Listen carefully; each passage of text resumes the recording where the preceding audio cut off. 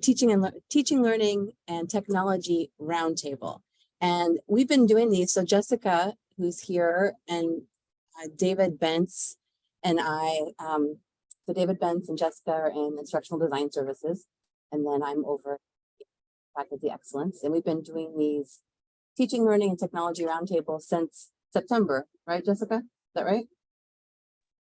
Yeah, I think so.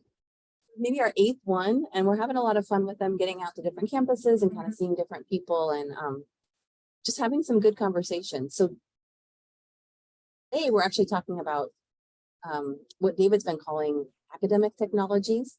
And so ebooks, Canvas, online learning platforms of other sorts, online workbooks. So we use a lot of those in ESL. And just what we're seeing with students, how they're using them, the benefits to learning, maybe the challenges and issues. So that's kind of the topic today. And before we get started, I wanted to just tell you a little bit about how this topic came about. We've kind of been tossing those ideas around a little bit for a few months. One of the deans reported that she'd noticed like some higher attrition rates in a program. They were linking it to they noticed it happened when they switched to ebooks. And so she did a focus group with all the students in that program and asked them what was challenging to them. And I have some notes here, what she said. She asked this focus group of students, what do you believe was the cause of your not being successful? And a couple of them pointed to study habits or difficulty with content, but every student in that focus group indicated that the ebooks made it difficult to learn, review, and react to information to the extent that they were more absorbed in how to navigate the technology than with learning the content. They'd have to use multiple devices to get through the reading, like a computer for the ebook, a phone or translator if they were ESL, magnifiers or line readers for those with accommodations. And the department actually is considering switching back to hard copy. That's how I guess stark that difference was. And then the second piece of this is just kind of email conversations and informal conversations that I kind of heard with Carla in the learning centers, who's here, and Brenda, who's here too. And then also Laura Laura's at SARP, right? Yeah. Just about what they're seeing with students who come in and ask questions and ask for help. And I'll let them talk about those. But those two things together, I thought, well, we really need to get together and talk about it and just talk about what we're seeing and what we can do to support students. So that's kind of where the idea came from. And it's definitely an open conversation, but I do have just a couple maybe questions we can look at to kind of focus our learning. And Jess, did you want to add anything to that? Did I cover it? I think you summed it up beautifully. Okay, all right. Yeah. So maybe first, before I meant to do introductions before the background, but let's go back.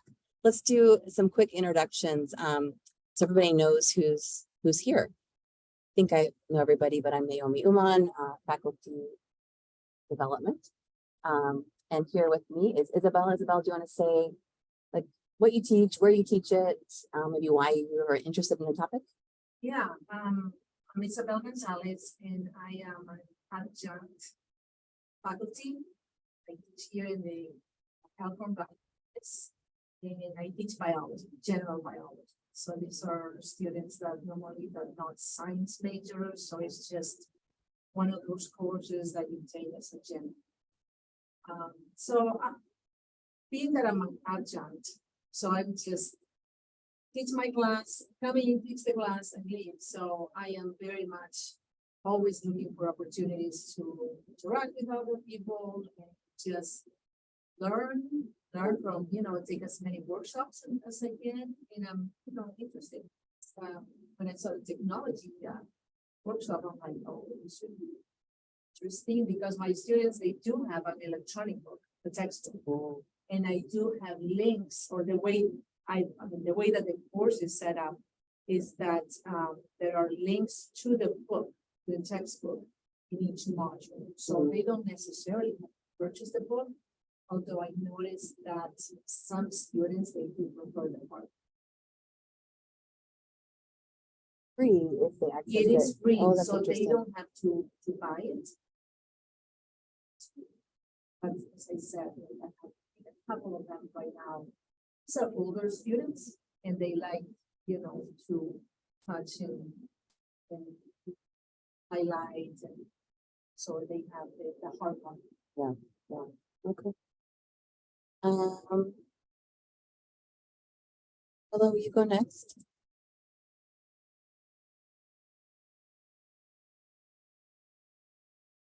Carla, will you introduce yourself next? Oh, sure. Yeah. Sorry. I didn't hear you quite. So my name is Carla Benton. I'm the supervisor at the South Learning and Tutoring Center. And I think this is a great topic. I used to be anti-ebook many years ago. And then I gradually, for personal reading, I got into ebooks just because it means I can have as many books as I want and nobody can judge me because I can't see them because they're on my tablet.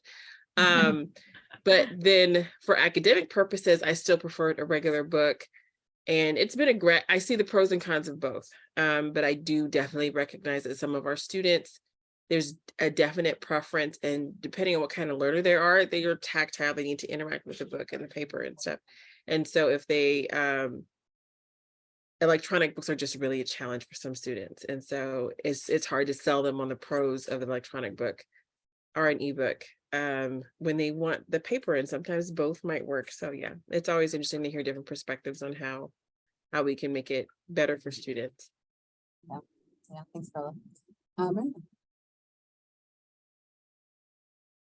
I'm having trouble hearing. I didn't hear what you said. Oh, just if you want to introduce yourself. Oh, sure. So I'm Brenda Bruning, and I supervise the LTC at Elkhorn Valley and Fremont. And this is a really interesting topic, of course. And so I've actually done a little informal poll with a few people just preparing for this meeting, just because I wanted to see what students thought. And also I am talking with the library staff. Well, the supervisor, Scott, he said that he has, I believe she's a philosophy instructor, and she has utilized the library online resources for her class, so that they don't have to purchase any textbooks. And then of course, she had to do the work to link it all and do all that. But like you said, that there's some benefits to that, of course. And also, again, it's electronic. So same thing. Yep. Glad we're having the discussion though. Good. I'm so glad both of you are here. You just have a perspective that as faculty, we see one piece of it, and then I think it's really great to have you here to have that other side of it when they come to you and talk about their classes and the help that they need. So this is so great to have both of you here. Jessica. Hi, everyone. My name is Jessica Delmonico. I am an instructional designer, and I work at the Fort Omaha campus. Thank you. Okay, so I do have just a few questions that we can, we don't have to go through them in order or anything, but just some things maybe to focus the discussion. I thought maybe we just start off first by just seeing what kinds of academic technologies are out there, are being used. I mean, we've talked about ebooks, Canvas. So, maybe if Carla and Brenda have seen other things, and that might just be a quick discussion, but what's out there, what's being used. And then just sort of what are we seeing? What behaviors have you noticed related to academic technology use? What reactions do you get from students? What are you seeing as the benefits? What difficulties are you seeing? And then maybe digging a little deeper about what's behind those difficulties. One of the things that the dean that emailed about it was language learners having more difficulty. So there might be some other things there, like what's at the root of the problem, I guess, looking for that. And then just sharing some ideas for what we can do to support students using those technologies more effectively. Maybe sometimes it might mean getting them a print book, but sometimes that's not possible, like financially, or even if the materials don't exist, in print any longer. So if that sounds good, let's start there. So we've got Canvas, we've got ebooks. Are there other technologies that you all are seeing being used when students come in? They're using their phones a lot. I mean, Mhm. Okay. Are they accessing their campus courses on their phones? Yes, we try to encourage them. It's like the Canvas interaction on the app is fine for perusing, but I've had a student come in. It's like, hey, I need to put Word on my phone so I can do my homework. I was like, let's talk about this laptop learner program, because navigating Word on your phone is kind of torturous. Like, it's fine for doing a quick edit or to view something before you print it, but to draft an entire document on Word from your phone is just, it's kind of painful. I do have students using like Quizlet, and I actually like kind of link that to them, like for quick study materials. Although I will say it's better to take your own notes and use note cards, because writing that material down helps cement it in your head. But if you need a starting off point, Quizlet can be really beneficial. And then for some English language learner students, I've found like listening to it. So if you have it on your phone, it's a little bit easier to listen to it. You can play it in your car. Which I've had a couple of students take advantage of, that they can listen to the book while they read it, or listen to the book while they do other things. So I've had a couple of students who use it that way.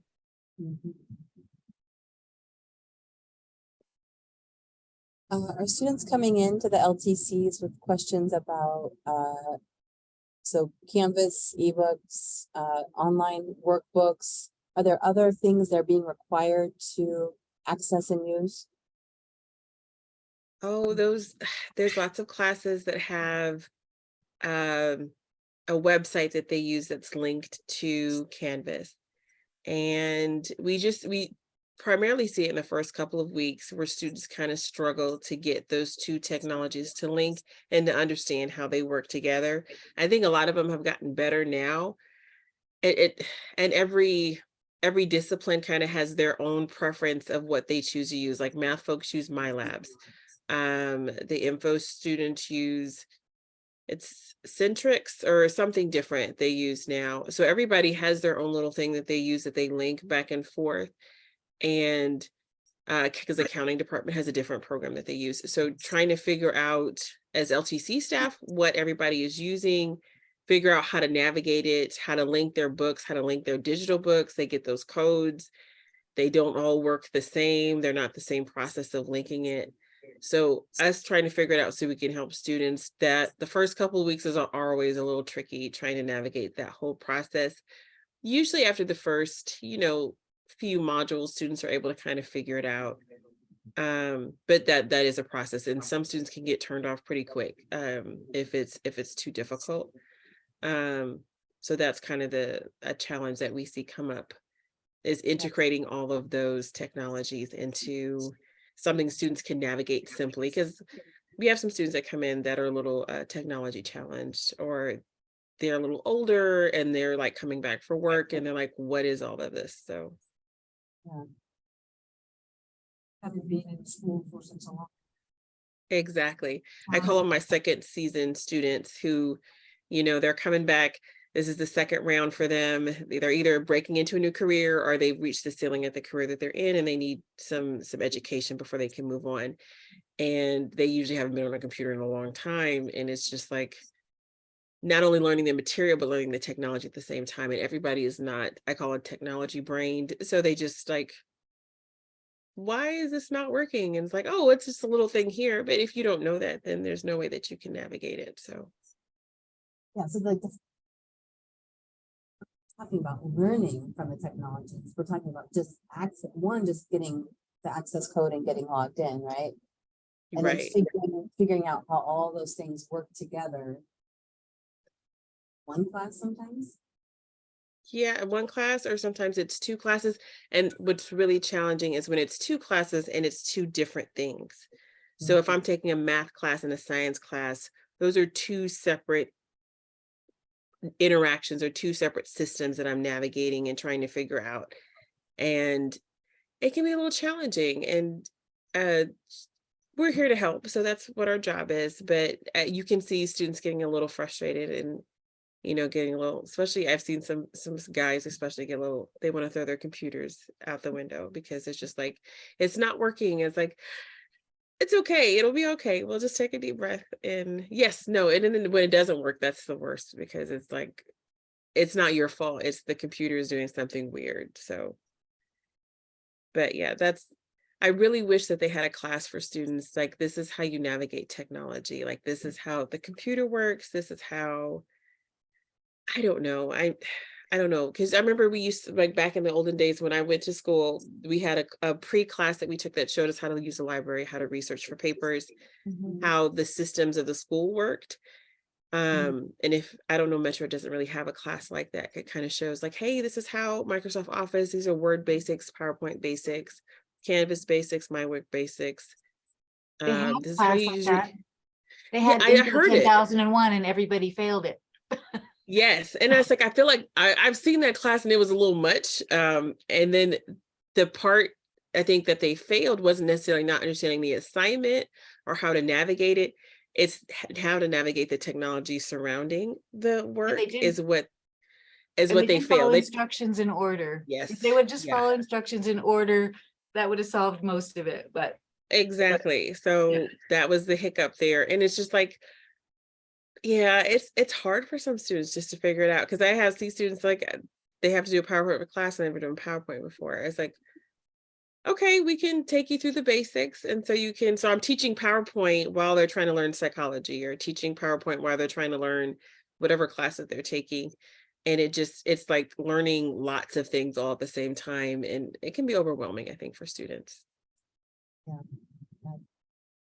So that access piece, that learning piece, well, not content learning, but just learning that technology, is that typically, are you seeing that with, probably not with students who are recently out of high school? Is it more students who are returning after careers or folks who maybe were educated in other countries? Like, who tends to really struggle with that access piece of it? It's usually slightly older students, or students coming in from other countries, or the primary. But I do see some younger folks who just they have a like a surface level understanding of how it works. But I had like a younger kid come in who needed to scan stuff for his math class because he had to turn it in, and I was like, we have scanners here, but your phone probably has a better scanner than anything that we have here. And he was like, oh, well, how does that work? So I walked him through it, but that would be like, for his age, I would have assumed he would have known how to do that, but we can't assume that. And even like some of the high school kids I work with, like they have a working knowledge, but like for something kind of abstract, they don't quite know it. And so kind of showing them like, hey, if you don't know how to do it, and I'm not here, this is how you Google it, and it'll give you like workthroughs. I think some of the younger folks are probably pretty good at Googling or looking up or Siri, whoever they talk to for help is pretty good at figuring that out. But yeah, it's usually go ahead, sorry. No, go ahead. No, I was just saying, I usually are older students. And then students from other countries are probably the primary ones that struggle the most with technology, and they're able to pick it up. I think the challenge is that it's just because it's in a different language. But the older folks, it's just a little bit like this is new, and so I'm learning lots of stuff as opposed to just my class stuff. Yeah, and it takes some time, right, to learn that. And our quarters go so quickly, and you're in a module and you have to figure it out, and probably easy to get overwhelmed and behind. So I think it's important, like for instructors, to just have to get to know the students. So like the first assignment, like the first discussion that I have is always like, are you new to Canvas? Have you used it before? Or the lockdown browser, which is where you take the exams online. So how the exams are proctored online. And for some students, they even though we go over the instructions, they still have problems with it. So I think that asking them and, just a poll or just questions, formal questions like, how comfortable are you using this program or that program, things like that. So just having that conversation with them. Yeah, they have to focus your effort too in terms of Yes, teaching them yes, technology. yeah. Brenda, we were going to say something earlier. Well, I was just gonna say, one thing I noticed at Elkhorn, the younger students are more reluctant. They don't ask, they're more reluctant to ask for help. So, and then when I'm helping them, I'm realizing, oh, they're not understanding some things too, but they don't ask. Whereas the older ones will help, help me or whatever, so. And one thing, and it's sad, but I don't think the reading comprehension overall is what it should be, maybe, or I don't know, maybe should is not the right word, but the comprehension level is surprisingly low. We've seen that on digital, like on devices or on print or just sort of Everything. in general. Yeah, it's not necessarily electronic, but I just see that it just adds one more step, one more barrier. Absolutely. Well, let's talk a little bit about then how students are, once they've kind of got access and they've figured out what they have to do to participate in the class, right, or to access the materials or whatever. How are you seeing them use the technologies for learning, and how is it impacting their learning? And maybe that's one place to start. I think Carla talked about it too, is kind of the ebook. Are they reading it well? Do they know how to read it? What are you noticing there? For us, once they figure out how to do it, we don't see them. They don't come in anymore. Yeah. I agree too. Yeah, for most students, once they figure out how to use it, and I tell them, especially the newer ones that are learning how to do Canvas and turning in assignments on Canvas, I was like, okay, it's going to be a little bit challenging at the first, but once you've done it a few times, you're going to get it. It's going to be easy. But it takes a minute to kind of figure that out and figure out how to do that. And we usually don't have problems. I will say for some, reading information and processing it electronically is a little challenging for some, based upon like how they learn, how they process information, because you have to read it. And I've shown some students like how to highlight online, how to copy and paste and make note cards. They usually have these features in their ebook. Some people don't really know about them.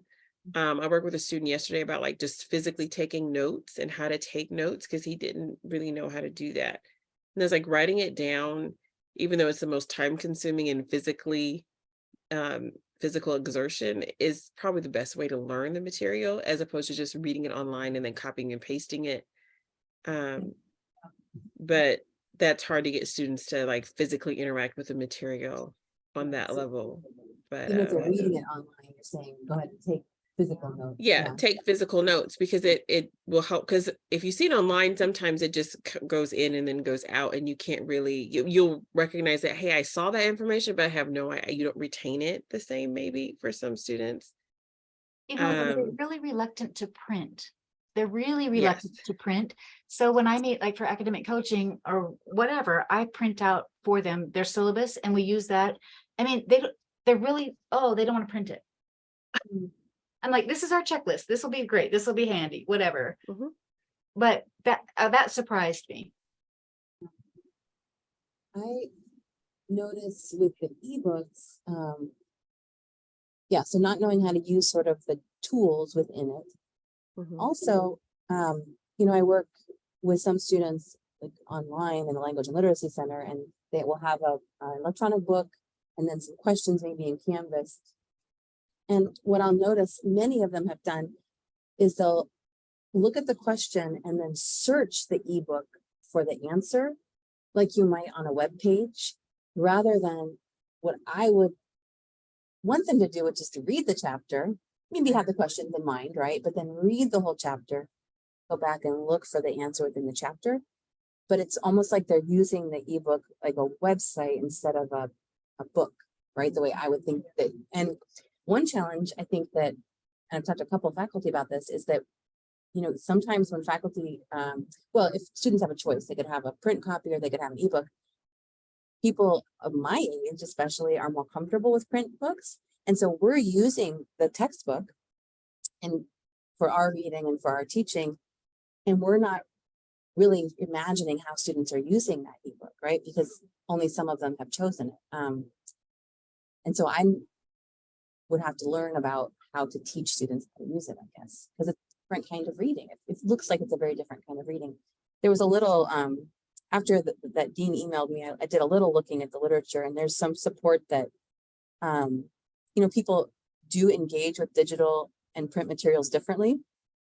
And it does lead to differences in reading comprehension, which it sounds like you've noticed in the LTCs, and then issues with eye strain, which I could totally imagine.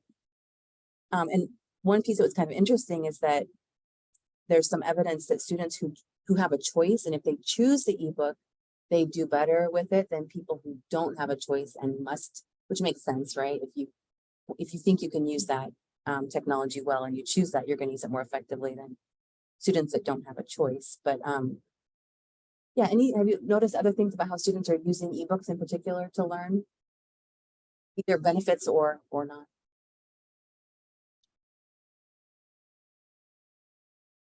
Saying about going into the ebook, looking for that, what they're doing. They want to finish the assignment quickly. So it all depends the type of learner, I guess. A student who is going to read the entire chapter, then is going to take notes, then is going to answer the question, versus the one that is just, let me just complete this assignment and whatever. So I guess. Yeah, I agree. I would say even myself if I had an ebook, I'm not going to read the whole chapter. I'm going to search for the answer to the question. And I will see students just straight copy the entire question. And sometimes they just put it in Google and search, and then they'll get the answer. I was like, you're supposed to read the book. That's what you're supposed to read the chapter and then get the answer. And They'll just copy yep. I'm sorry. No, go ahead. Go ahead. Carla. Well, now have you seen with AI, like you can just do AI chat and you can just copy paste it in there and it'll have the answer instantaneously. It's scary. My son just taught me how it is done. I could not believe it. I said, well, maybe because these are just like, like right there type of questions, like what and how, but let's do a little bit more challenging. I'm going to talk about it, like one of the discussions that I had, like find a journal about stem cells, and he typed the prompt and he got the answer right away with I could not believe it. I'm like, oh my gosh, I hope that I use this.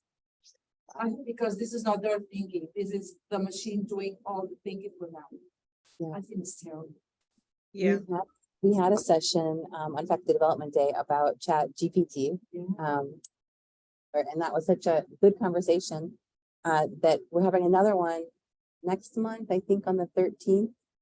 So one of these technology roundtables about that in particular, but that idea as well that you just said that, if we're asking sort of what questions that you can just search up the answer for, whether in the ebook or ChatGPT or even online, of course, people are going to do it, of course. Yeah, right. So what kinds of questions can we ask that require some processing, some critical thinking that hopefully you can? That's what we want them to be, critical thinkers. That's the whole point of it. At least that's what I tell them, when you leave this class, you're not gonna remember the steps of mitosis. I don't want you to remember that, but I want you to be a critical thinker. And I am now realizing that, yes, they don't know how to take notes. They just stare at me and I'm like, no, that's not, I'm the one that is learning. I'm the one that is telling you this. So I'm switching the way that I'm teaching to them just to see if we can improve it or retaining of information and looking at how to use the sources better. So it's interesting. What are you doing? What are some changes that you've made? Well, what I'm doing is like I'm now asking them, like just direct questions. Like, so what did you do last time? I can't remember. Just things that I normally don't do, where I am, okay, let's review. So this is what we did, blah, blah, blah, blah. And I make these PowerPoints with I invent videos and I have tips, but then I realize they are not, I am learning more about this. They're just receiving my information. So I'm doing also like something new that I just really asking 10 questions about what we did on Tuesday. I teach Tuesdays to Thursdays. And it's gonna be without using your notes, just simple questions like, what is this? And name one process. And then what I'm gonna do after that is like, okay, so now compare your answers with a classmate, and then we'll go over the answers. So hopefully we can work on that and take notes as well. Telling them, all right, this, you gotta write it down. Can't stare at me for 2 hours. Doesn't work like that. Yeah, the idea of going back and grabbing that previous knowledge and Yes, bringing it up that's to the very present. important. Because that's, they complain, it's a lot of information that comes to the test. And I'm like, okay, we'll check it. I'll check it with you. Yeah. that's- Yeah. Yeah, I just had a student come in that he needed help. I've had several students like, I don't know how to take notes, or how do I take notes? And I Yes. don't think, I think teachers assume like when you get to college, you know how to take notes. And in high school, like I have a freshman now, and like we've gone over how to take notes, and she's been in some classes where they teach how to take notes, and her mom is in education, so I've gone over how do you take notes and stuff.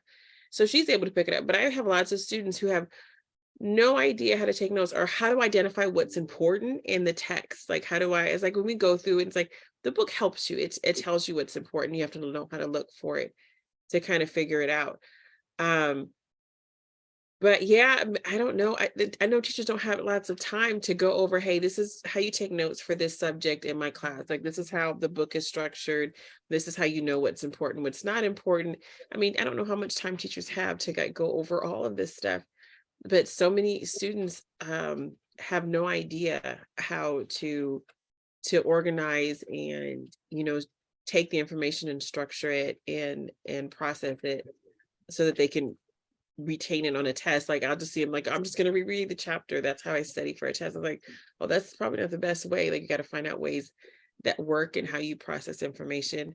And the chat GTP stuff, I was in that same one that Metro had, and there was another one where they talked about it. And teachers it's hard for teachers. I don't envy them trying to figure out how to deal with it in a classroom, because yeah, it can write a pretty good 5-paragraph essay about any number of things and then make a paper and do all types of stuff. So how do you either use it, or how do you identify it so you can work with students? I don't know. Good, right? Right. It's like some teachers have used it, like it might be a good way to come up with an idea for a paper or help, lay some groundwork for an idea that students might have, and then it could be a jump off point for some students. But teachers really, I think the consensus was that teachers have to change the questions they ask so that chat GTP can't answer that. So, which is more work for teachers. So yeah, it's going to be interesting to see how this works. This is off topic, but I've been looking at how teachers can use it to help make their preparation and planning easier. So like coming up with examples for things. I saw the teacher that was given one of the presentations talked about how she used it to do lesson plans, because it'll write your lesson plans for you. It's like, hey, I need or plan activities for class. I need an activity that teaches students this, and it'll list out an activity. I mean, so it's it works for teachers too and educators. I'm like, oh wow. I was like, I wonder if it could, come up with all types of fun stuff. So it has its benefits. It's just kind of scary because it could do a lot. It just takes away like you said, the critical thinking.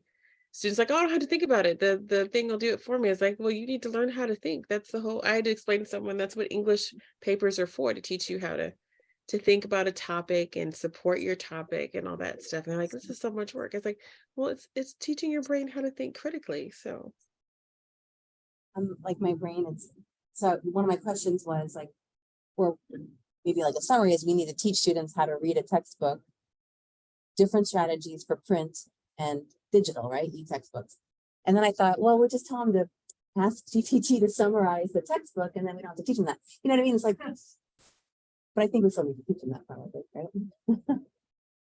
What, so I'm hearing, so before we got into Chat GPT, Carla, I think there's this idea of teaching people how to use the materials, right? So how to read a textbook to get information effectively. Then different strategies probably for how to read an e-textbook to get information effectively. What are other things? And like you said, we don't always know as teachers how to teach that, right? But students need to learn that. So we've got to find a way to teach them that. What are other things that students need to know how to do to be effective at using some of these academic technologies? I don't know. Like I said, I haven't been in a classroom to see how teachers introduce it, but I know like for the program that they used for, well, all of the ebooks have a notes feature. They usually have a note card feature. I remember back when I was finishing school, like sometimes I would go to the companion website and it would have an outline feature for the chapter. And that could be the basis for your notes. You just print the outline and then take notes on the outline because it highlights the most important parts. And then you just go in and add in information.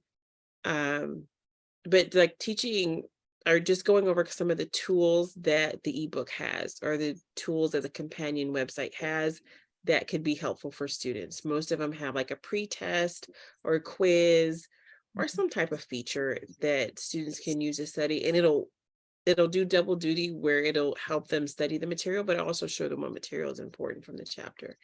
And that's kind of what I think students are like, I don't know what's important. I don't know what I'm supposed to study. It's like your teacher will tell you if you listen carefully, they'll tell you what's important and what you need to focus on. But the book will also kind of show you what's the important parts of it. But just teaching them how to identify that and how to navigate the system, maybe on the first day or first couple of days, like, hey, this is what your book is. This is some of the features your book has. And maybe, I don't know if maybe the publisher has like a video you can show that's like, hey, this is how this works, or this is what this does. A lot of them might have something like that. Video tour, yeah. I agree with you, Carl. I think the first day or first week that we have the students is just, okay, so let's work on this together. Let's just go on campus, let's open this up.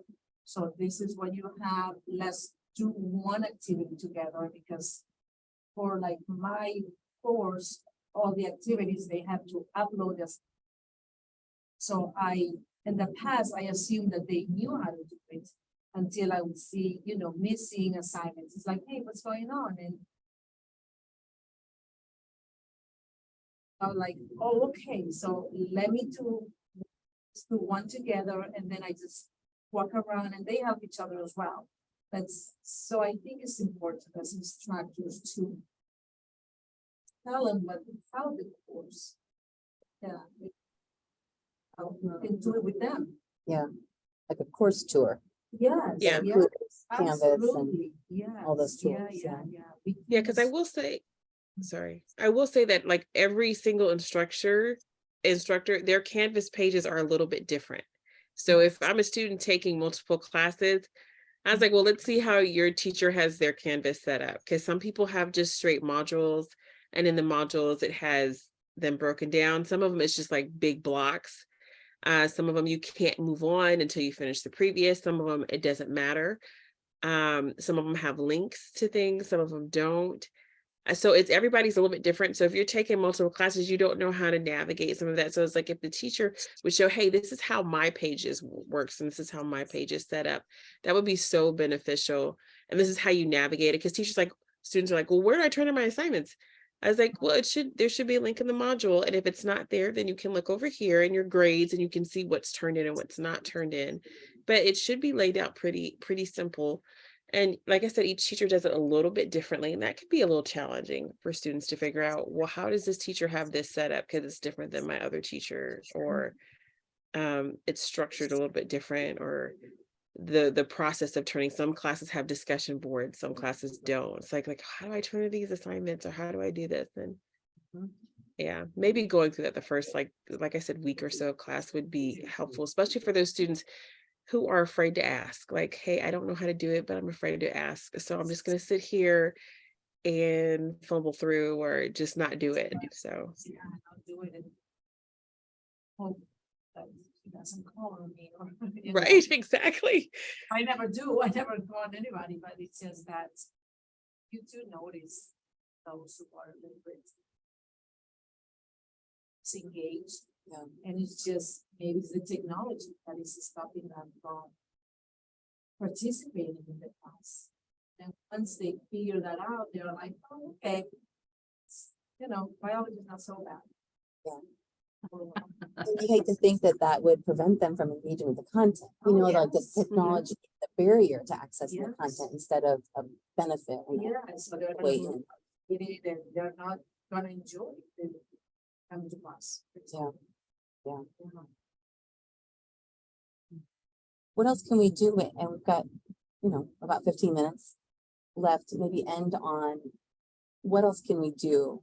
How can faculty work with our students and how can faculty work with our staff colleagues to support students? So I love the idea of, well, let me just say that, like, I love the idea of a course tour because we all set up our courses a little differently.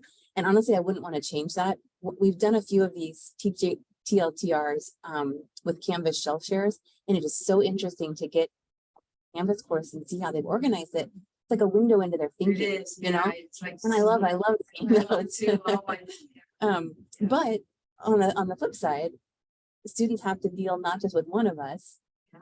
but over the course of their 2 years, lots of us, right? Who think about things in lots of different ways. And so, you know, we never want to say people have to standardize. So then we have to teach students how to navigate our thinking, which is Yeah. manifest in our Yeah. Canvas courses, right? So I love that idea. I love the idea of teaching students about the features of ebooks. And frankly, we would have to learn them. Because if I taught a class that had a choice of e or print, I would take the hard copy and say, oh, you can do whatever you want, and just assume they would figure it out, right? But teaching them how to use it, teaching myself how to use it effectively. What else?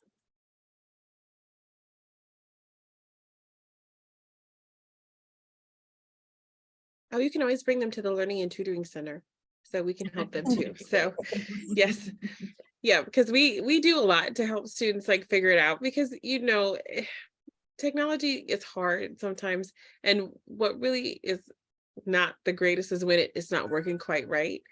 And then students get really, it's like, okay, this is not your fault. This is the computer is doing something weird and we can help you troubleshoot it, or just teaching students how to troubleshoot it.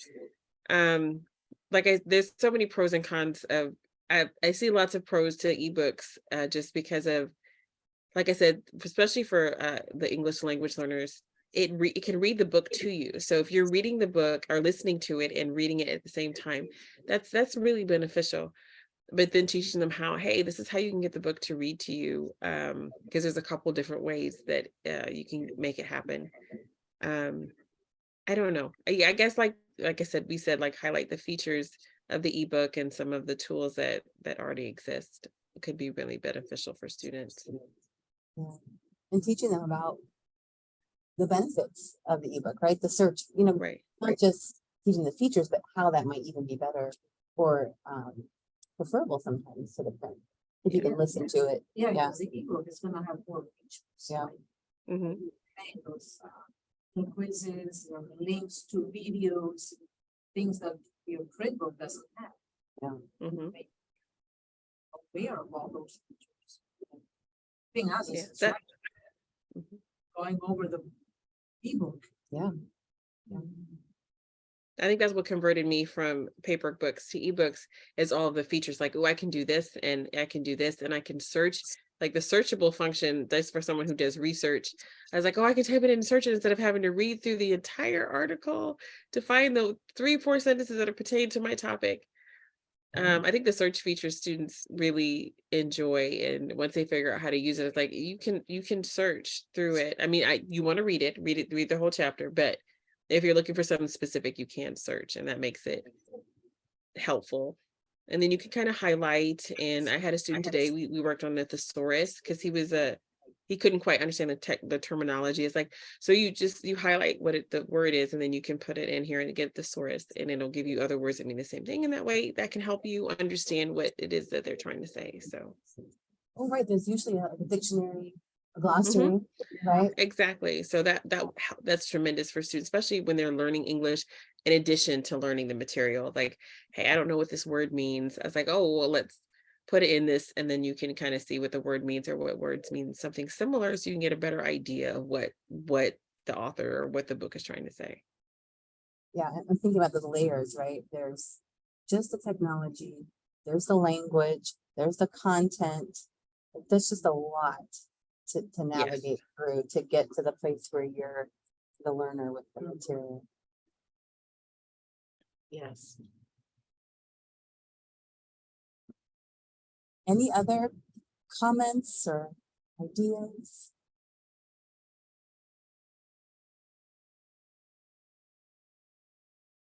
Well, Carla and Brenda, thank you so much for coming and giving your perspective from the LTCs. This was just super helpful to hear that. And Isabel, thank you. Yeah. I hope you'll come to more. We can always use that perspective from outside the classroom. So Yes, let us know. in our calendar. Yeah, let us know when they are. I'll definitely be interested in going. And then I'm sure you all know about the multi-factor authentication that's coming next week for all of our students. So yes, so just make sure that they know that, yeah, they'll have, so the same thing that we have to do as staff, they'll have to do next week as students, as far as verify who they are, either through text message or whatever. So if they're signing into any device on campus, they'll have to do that starting on Monday. And yes, that'll be great. So. It'll be great. Come see you, right? If they have questions. Yes. So we can help them up to a point, and then we'll have to send them to the help desk. So at the South Campus in Mahoney 215. So that's where we're like, just head down to their office, and I'm sure, yeah, I think for most of our students it'll go fine, but we're gonna have those technology challenge students that it's gonna be an adventure. So yeah, Monday might be a little rough. Yes, yeah, definitely. So all right. Well, thank you. Have a great afternoon. It was good to see all thank of you. you. Thanks. You too. Bye. I'll see you guys later. Thank you. Bye-bye.